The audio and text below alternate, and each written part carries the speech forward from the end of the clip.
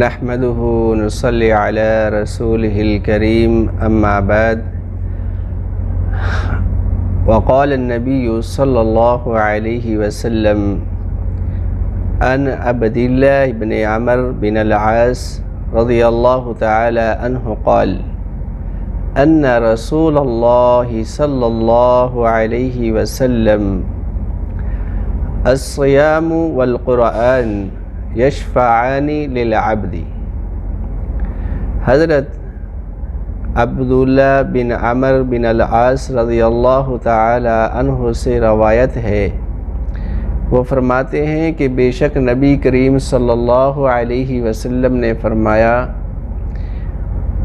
روزہ اور قرآن بندے کے لیے شفاعت کریں گے اپنے رب سے قیامت کے دن۔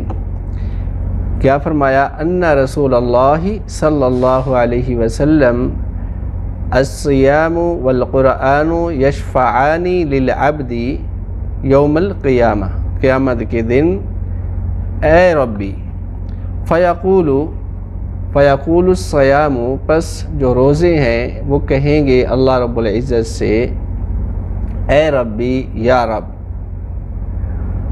منعتہ الطعام والشہوات بالنہار، کہ میں نے اس بندے کو کھانے پینے سے اور شہوات سے روک کے رکھا پورے دن میں، یعنی دن کے وقت میں ان دونوں چیزوں سے روک کے رکھا۔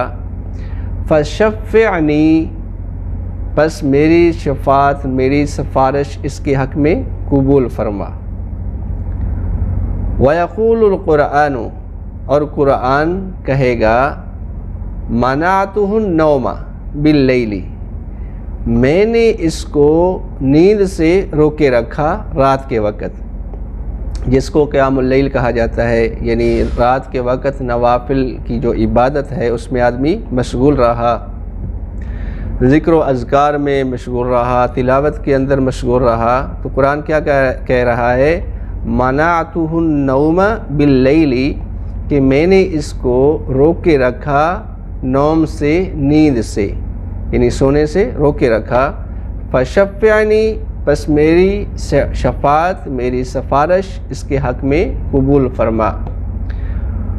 قال یشفعان، کہا جائے گا کہ ان کے حق میں ان دونوں کی جو شفاعت ہے، سفارش ہے، وہ قبول کی گئی۔ تو یہ مختصر حدیث ہے صوم یعنی روزہ اور قرآن کے متعلق۔ ہمیں کیا چاہیے؟ ہمیں چاہیے کہ ہم لوگ روزہ رکھیں اور اس کے ساتھ ساتھ جو شہوات ہیں ان سے بچیں، جو منیہات ہیں ان سے بچیں، اور رات کے وقت جو ہے نفلی عبادات کے ساتھ قرآن مجید کو شغف کے ساتھ، شوق کے ساتھ اس کی تلاوت کریں۔